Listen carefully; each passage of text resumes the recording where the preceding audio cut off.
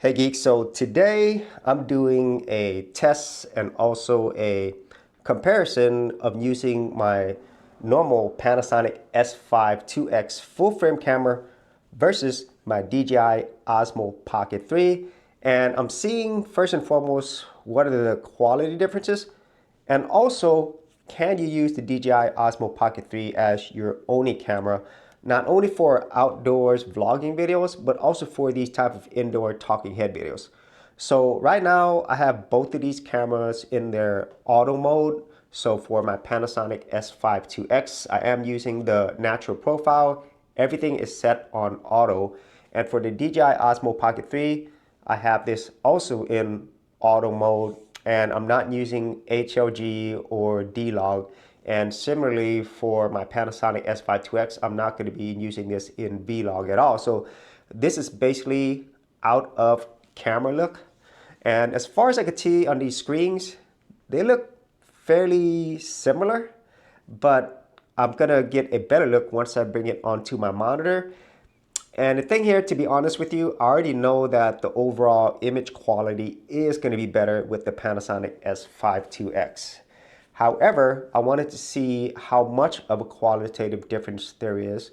And also, if you are somebody who's looking for a camera, you might be thinking about the same thing. Can I just use the DJI Osmo Pocket 3 as my everything camera, because this camera is going to be significantly less expensive than getting a full frame camera and lens. So here in the United States, if you were to get the Osmo Pocket 3, get the Creator Combo Kit like what I have, you're probably going to spend a little over $700 with tax, near 800 US dollars. And then with the Panasonic S5 2X at the time of this video, you're probably going to be spending near the $25 to $700 range with a lens included. So this is how things look like whenever you are shooting this out of the box in the auto, basically standard modes of these two cameras. And now I'm actually shooting this in the manual modes on both cameras. This is typically what I use whenever I'm shooting indoors. And also with the Panasonic S5 2X, I am using more of their Rec 709 LUT. So this is more of a natural look for me. And then for the Osmo Pocket 3, I am still shooting this in their normal profile, but I have adjusted some settings in terms of the exposure, sharpness, and noise reduction. So I have this at -2 for the sharpness and -2 for noise reduction. And also, as you probably notice here, I also have changed the overall exposure. Whenever you're shooting this in auto mode, everything's auto exposed, but in this case, I have changed the color temperature to 5500 Kelvin for both cameras.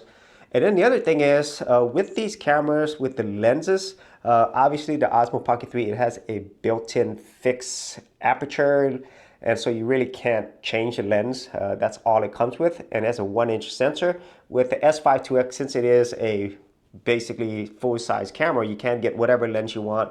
But the lens that I have here is a 20 to 60 millimeter. So right now I have zoomed it in because of the fact that I don't want to get everything in my room. So this is basically in APS-C mode.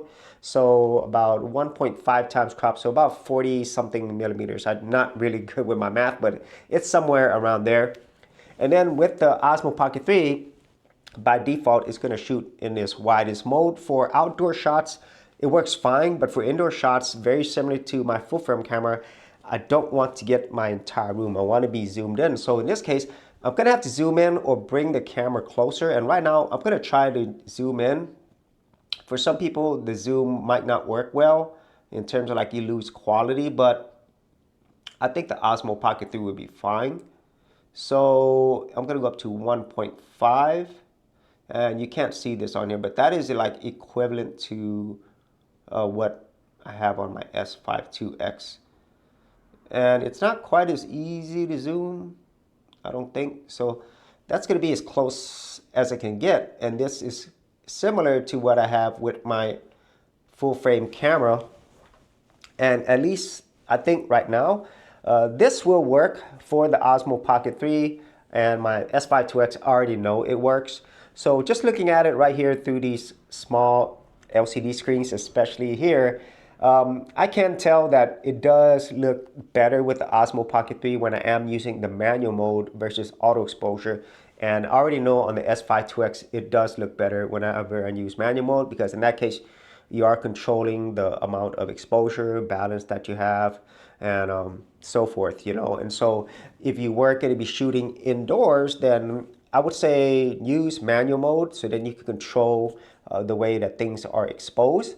And if you already have a full-size camera like I do, then maybe you want to try to have the same settings as much as possible when it comes to things like your white balance, your sharpness levels, also your color. You know, try to use whatever color that works best for you, or maybe you might need to grade it afterwards. But at least for me, there's definitely way more options with my Panasonic S5 IIX, of course. But just looking at what I've been able to do with the Osmo Pocket 3 in manual mode, I think it looks pretty good for what it is. But I'm going to go ahead and take it into my computer to look at it closer, just to see how close I could match the Osmo Pocket 3 to have it look as good as possible for these type of videos that I shoot. And so now I'm shooting this at night using artificial lights, and this is where the type of camera you have is going to make a huge difference. Because whenever you're shooting videos during daytime, it's generally going to look better than nighttime because, well, you have more light available, and it is natural light, which is what I prefer. And whenever you're shooting with artificial lights, your setup is going to be very important. And also the type of camera you have is going to be super important, because even though the Osmo Pocket 3 produces really incredible image quality during the daytime, at night you have to put more work into it because it is a smaller sensor, and it obviously doesn't do as well as something like a full frame camera like the S5 IIX, which has a larger sensor, which will perform better during low light situations. And obviously there's many other things with the S5 IIX that the Osmo Pocket 3 doesn't have. But just looking at it right now, I think the Osmo Pocket 3, it looks okay to good. But when I compare it to my S5 IIX, there's really no comparison there. And obviously I could definitely set the Osmo Pocket 3 to manual mode, shoot in D-Log, do some post work, and change some of my lighting. But this is where I don't think this camera is going to work for me as my one and only camera in these type of environments, because I'm going to have to change my lighting setup just for the Osmo Pocket 3 and put more work into it versus something like the S5 IIX, which already looks really amazing to me. And if I actually did some additional post work with the S5 IIX, it's going to look even better. And so in short, if I were to use this as my only camera, I think it would be my only camera whenever I'm shooting outdoors. But for indoor situations, if I only had to use this, I think it would be more challenging. Even though I could use it, I would much rather use my Panasonic S5 IIX or my Panasonic G85 versus using the Osmo Pocket 3. And so that is my comparisons of these two cameras in different situations.